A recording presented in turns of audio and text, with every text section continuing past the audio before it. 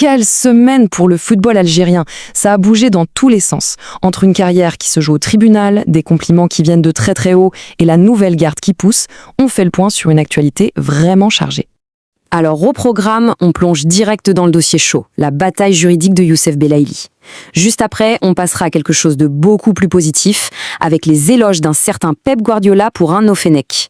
Puis, on se tournera vers l'avenir avec les jeunes qui frappent fort à la porte de la sélection. Et pour finir, on va démêler le vrai du faux sur la dernière grosse rumeur concernant Riyad Mahrez. C'est parti! Allez, on attaque tout de suite avec l'affaire qui fait grand bruit en ce moment, le cas Youssef Belaïli. Et c'est pas une petite affaire, sa carrière est carrément suspendue à un fil. Le verdict est tombé, et franchement il est lourd. 12 mois de suspension. C'est la FIFA qui a sanctionné le joueur après une plainte de son ancien club, l'AC Ajaccio, pour une histoire de falsification de documents. À ce stade de sa carrière, une sanction pareille, ça pourrait être tout simplement dévastateur. Et là, c'est une vraie course contre la montre. L'équipe d'avocats de Belaïli, menée par Ali Abbas, a jusqu'au 15 mars pour faire appel. Pas un jour de plus. Si ce délai est dépassé, la sanction devient finale. Autant dire que la pression est maximale. Alors, comment est-ce qu'il compte renverser la situation ? Eh bien, la défense a un plan en 2 axes. D'un côté, prouver que Belaïli n'a jamais eu ce fameux document entre les mains, et de l'autre, faire analyser la signature pour démontrer que ce n'est pas la sienne. L'enjeu est juste énorme.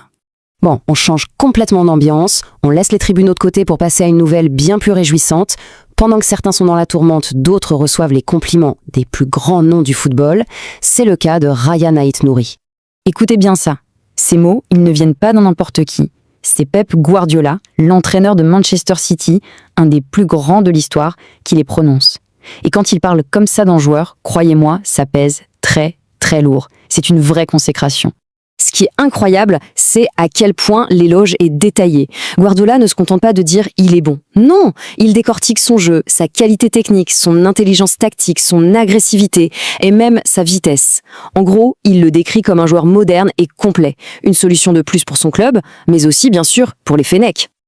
Ok, on a parlé des stars confirmées, maintenant place à la relève, à ceux qui rêvent de prendre le relais. L'avenir de la sélection, il se joue maintenant, et il y a un joueur en particulier qui envoie un message très très clair au coach. C'est la grande question en fait. Alors que certains cadres de l'équipe avancent en âge, tout le monde se demande qui sont les jeunes talents capables de venir apporter un nouveau souffle ? Qui sont les prochains à prendre les rênes ? Eh bien, un nom se détache très clairement, Adel Aouchiche. Après avoir brillé dans toutes les équipes de jeunes en France, il a fait son choix de cœur et a opté pour l'Algérie. Et ça y est, c'est officiel, le changement de nationalité sportive est bouclé, il a son passeport algérien, il est prêt. Et attention, on ne parle pas d'un joueur qui sort de nulle part. Regardez-moi ce CV. Formé au Paris Saint-Germain, un des meilleurs centres de formation au monde, puis des expériences à Saint-Étienne, Lorient, en Angleterre à Sunderland et maintenant en Allemagne à Schalke 04. C'est un sacré bagage qui montre qu'il peut s'adapter partout. Et il est malin, il ne se contente pas d'attendre qu'on l'appelle. Non, il prend la parole et s'adresse quasiment directement au sélectionneur Vladimir Petković. Son argument choque, sa polyvalence, sa capacité à s'adapter à n'importe quel système de jeu. C'est une qualité qui vaut de l'or pour un entraîneur. On reste avec cette nouvelle génération qui bouillonne. Mais si certains doivent se signaler, d'autres n'ont même pas besoin de le faire. Leur talent parle pour eux. Et quand le talent est aussi grand, les plus grands clubs d'Europe commencent à tendre l'oreille. Et le nom à suivre de très très près en ce moment, c'est lui, Ibrahim Maza. C'est la jeune pépite du Bayer Leverkusen. Retenez bien ce nom parce qu'on risque d'en entendre parler pendant un bon moment. Et là, accrochez-vous parce que l'info qui vient de tomber, confirmée par des sources en Espagne, c'est du lourd. L'Atlético Madrid, un monstre de la Liga, aurait Ibrahim Maza dans son viseur. Quand un club de ce calibre s'intéresse à vous, c'est que vous entrez dans une autre dimension. Bon, attention, on s'emballe pas trop vite non plus. Pour le moment, il s'agit d'une observation, de scouting. Il n'y a pas d'offre sur la table. Mais soyons honnêtes, le simple fait de figurer sur les tablettes d'un club comme l'Atlético, c'est déjà une reconnaissance énorme de son potentiel. Allez, pour finir, on va jouer un peu les fact-checkers du mercato. On va s'attaquer à la grosse rumeur qui a enflammé les réseaux sociaux cette semaine et on va démêler le vrai du faux. Alors, cette rumeur, vous l'avez forcément vu passer, Riyad Mahrez serait sur le point de quitter l'Arabie Saoudite pour revenir en Europe, et plus précisément en Italie, à l'Atalanta. Une info excitante, c'est sûr, mais est-ce que c'est du solide ? Eh bien la réponse, après avoir un peu creusé, est claire et nette. Non, c'est faux. C'est une fausse information. On a remonté la piste de cette rumeur et rien, que ce soit dans les sources originales citées ou dans les médias sportifs italiens, ne vient confirmer cette histoire. C'est une rumeur sans fondement. Et puis, au-delà de la vérification, il y a la logique. Pensez-y une seconde. La stratégie de l'Atalanta, c'est de recruter de jeunes joueurs à fort potentiel pour les développer. Riyad Mahrez, aussi immense soit-il, est une star confirmée en fin de carrière. Les deux profils ne correspondent tout simplement pas. Finalement, si on met tout ça bout à bout, cette semaine un peu folle dessine l'image d'une équipe en pleine transition. On a les soucis des anciennes stars, l'ambition débordante des nouveaux talents, des rumeurs. Tout ça nous amène à une question immense. À quoi va ressembler le futur visage de l'équipe d'Algérie ? On est peut-être en train d'assister à la naissance d'une nouvelle ère. L'avenir s'annonce. Quelle semaine pour le football algérien! Ça a bougé dans tous les sens. Entre une carrière qui se joue au tribunal, des compliments qui viennent de très très haut et la nouvelle garde qui pousse, on fait le point sur une actualité vraiment chargée. Alors au programme, on plonge direct dans le dossier chaud, la bataille juridique de Youssef Belaïli. Juste après, on passera à quelque chose de beaucoup plus positif, avec les éloges d'un certain Pep Guardiola pour un Fenech. Puis, on se tournera vers l'avenir avec les jeunes qui frappent fort à la porte de la sélection. Et pour finir, on va démêler le vrai du faux sur la dernière grosse rumeur concernant Riyad Mahrez. C'est parti! Allez, on attaque tout de suite avec l'affaire qui fait grand bruit en ce moment, le cas Youssef Belaïli. Et c'est pas une petite affaire, sa carrière est carrément suspendue à un fil. Le verdict est tombé et franchement il est lourd. 12 mois de suspension. C'est la FIFA qui a sanctionné le joueur après une plainte de son ancien club, l'AC Ajaccio, pour une histoire de falsification de documents. À ce stade de sa carrière, une sanction pareille, ça pourrait être tout simplement dévastateur. Et là, c'est une vraie course contre la montre. L'équipe d'avocats de Belaïli, menée par Ali Abbas, a jusqu'au 15 mars pour faire appel. Pas un jour de plus. Si ce délai est dépassé, la sanction devient finale. Autant dire que la pression est maximale.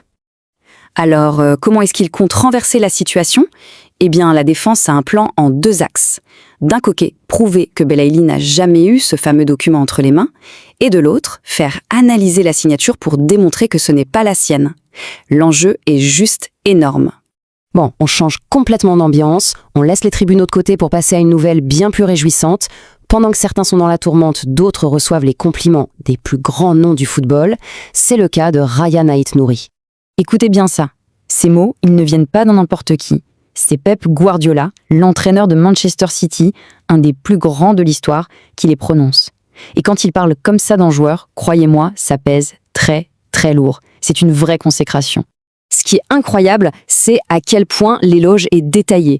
Guardiola ne se contente pas de dire « il est bon ». Non, il décortique son jeu, sa qualité technique, son intelligence tactique, son agressivité et même sa vitesse. En gros, il le décrit comme un joueur moderne et complet. Une solution de plus pour son club, mais aussi, bien sûr, pour les Fenech. Ok, on a parlé des stars confirmées, maintenant place à la relève, à ceux qui rêvent de prendre le relais. L'avenir de la sélection, il se joue maintenant, et il y a un joueur en particulier qui envoie un message très très clair au coach. C'est la grande question en fait. Alors que certains cadres de l'équipe avancent en âge, tout le monde se demande qui sont les jeunes talents capables de venir apporter un nouveau souffle ? Qui sont les prochains à prendre les rênes ? Eh bien, un nom se détache très clairement, Adel Aouchiche. Après avoir brillé dans toutes les équipes de jeunes en France, il a fait son choix de cœur et a opté pour l'Algérie. Et ça y est, c'est officiel, le changement de nationalité sportive est bouclé, il a son passeport algérien, il est prêt. Et attention, on ne parle pas d'un joueur qui sort de nulle part. Regardez-moi ce CV. Formé au Paris Saint-Germain, un des meilleurs centres de formation au monde, puis des expériences à Saint-Étienne, Lorient, en Angleterre à Sunderland et maintenant en Allemagne à Schalke 04. C'est un sacré bagage qui montre qu'il peut s'adapter partout. Et il est malin, il ne se contente pas d'attendre qu'on l'appelle. Non, il prend la parole et s'adresse quasiment directement au sélectionneur Vladimir Petković. Son argument choque, sa polyvalence, sa capacité à s'adapter à n'importe quel système de jeu. C'est une qualité qui vaut de l'or pour un entraîneur. On reste avec cette nouvelle génération qui bouillonne, mais si certains doivent se signaler, d'autres n'ont même pas besoin de le faire. Leur talent parle pour eux, et quand le talent est aussi grand, les plus grands clubs d'Europe commencent à tendre l'oreille. Et le nom à suivre de très très près en ce moment, c'est lui, Ibrahim Maza. C'est la jeune pépite du Bayer Leverkusen. Retenez bien ce nom parce qu'on risque d'en entendre parler pendant un bon moment. Et là, accrochez-vous parce que l'info qui vient de tomber, confirmée par des sources en Espagne, c'est du lourd. L'Atlético Madrid, un monstre de la Liga, aurait Ibrahim Maza dans son viseur. Quand un club de ce calibre s'intéresse à vous, c'est que vous entrez dans une autre dimension. Bon, attention, on s'emballe pas trop vite non plus. Pour le moment, il s'agit d'une observation, de scouting. Il n'y a pas d'offre sur la table. Mais soyons honnêtes, le simple fait de figurer sur les tablettes d'un club comme l'Atlético, c'est déjà une reconnaissance énorme de son potentiel. Allez, pour finir, on va jouer un peu les fact-checkers du mercato. On va s'attaquer à la grosse rumeur qui a enflammé les réseaux sociaux cette semaine et on va démêler le vrai du faux. Alors, cette rumeur, vous l'avez forcément vu passer, Riyad Mahrez serait sur le point de quitter l'Arabie Saoudite pour revenir en Europe, et plus précisément en Italie, à l'Atalanta. Une info excitante, c'est sûr, mais est-ce que c'est du solide ? Eh bien, la réponse, après avoir un peu creusé, est claire et nette. Non, c'est faux. C'est une fausse information. On a remonté la piste de cette rumeur et rien, que ce soit dans les sources originales citées ou dans les médias sportifs italiens, ne vient confirmer cette histoire. C'est une rumeur sans fondement. Et puis, au-delà de la vérification, il y a la logique. Pensez-y une seconde. La stratégie de l'Atalanta, c'est de recruter de jeunes joueurs à fort potentiel pour les développer. Riyad Mahrez, aussi immense soit-il, est une star confirmée en fin de carrière. Les deux profils ne correspondent tout simplement pas. Finalement, si on met tout ça bout à bout, cette semaine un peu folle dessine l'image d'une équipe en pleine transition. On a les soucis des anciennes stars, l'ambition débordante des nouveaux talents, des rumeurs. Tout ça nous amène à une question immense. À quoi va ressembler le futur visage de l'équipe d'Algérie ? On est peut-être en train d'assister à la naissance d'une nouvelle ère. L'avenir s'annonce passionnant. Derrière les feux des projecteurs, le football de haut niveau n'est plus un simple sport, c'est une machine implacable qui broie les carrières, manipule les passeports et dicte sa propre justice avec la froideur d'une chancellerie. Quand les instances suprêmes frappent dans l'opacité ou que les grands clubs orchestrent la désinformation, la vérité sur le terrain est souvent la première victime. Aujourd'hui, plongé dans les arcanes du pouvoir footballistique. Des sentences expéditives de la FIFA aux stratégies de naturalisation, décryptage d'un système où les joueurs sont devenus les pions d'une géopolitique qui ne dit pas son nom. Et l'objectif de notre analyse d'aujourd'hui, c'est vraiment de regarder sous le vernis. Qu'on se le dise tout de suite, pour ceux qui nous écoutent, on ne va pas faire le décompte des buts du week-end, ni décortiquer un schéma tactique. On va installer un climat de suspicion légitime sur ce qui se passe en coulisses. C'est exactement l'approche qu'il faut avoir. Et l'actualité récente, particulièrement autour de plusieurs internationaux algériens, nous offre un cas d'école parfait pour démonter les rouages de cette industrie. On a croisé des rapports juridiques, des suivis de transferts, des déclarations officielles, et ce qui en ressort, c'est un niveau de cynisme assez fascinant. Alors, commençons tout de suite par cette fameuse machine répressive et l'opacité institutionnelle. L'affaire Youssef Belaïdi est un exemple frappant d'une offensive judiciaire d'une brutalité inouïe. On parle d'un arrêt total d'activité imposé par la FIFA pour une durée de 12 mois. 12 mois dans une carrière sportive, c'est une éternité. C'est potentiellement la fin d'une carrière au plus haut niveau. Mais ce qui est le plus marquant dans ce dossier, c'est l'illusion de transparence de la part des instances. La lettre de la FIFA contient la punition finale, la sanction tombe comme un coup près, mais sans en détailler les fondements. Sans ce qu'on appelle les considérants en droit. Absolument. Aucune architecture explicative. C'est une méthode qui rappelle franchement les tribunaux d'exception. Pour remettre le contexte, tout part d'une accusation très grave de falsification et de fraude portée par le club français de l'AC Ajaccio. Face à ça, le camp Belaïli a riposté en mandatant Ali Abbas, un avocat tunisien très réputé dans le droit du sport. Sauf que cet avocat se retrouve engagé dans une course contre la montre diplomatique et juridique. Aujourd'hui, nous sommes le 8 mars 2026 et l'ultimatum de la FIFA est d'une rigidité totale. Il ne reste que 7 jours. Oui, la date butoir du 15 mars est le point de bascule irréversible. Sans un appel de la défense déposé d'ici là, la sentence sera définitive, ce qui anéantit littéralement tout espoir de retour pour le Mondial 2026. Et si on joue l'avocate du diable une seconde sur leur stratégie de défense ? Plaider que le joueur n'a jamais touché ce fameux document falsifié ou que la signature a été usurpée, c'est un peu la ligne de la dernière chance face à un rouleau compresseur, non ? Derrière le dossier juridique froid, il y a un drame humain.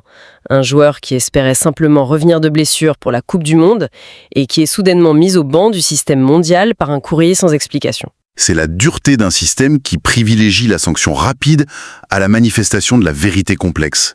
Mais cette froideur administrative, on la retrouve aussi dans ce qu'on pourrait appeler la diplomatie des passeports. Et c'est là que le cynisme prend une autre forme.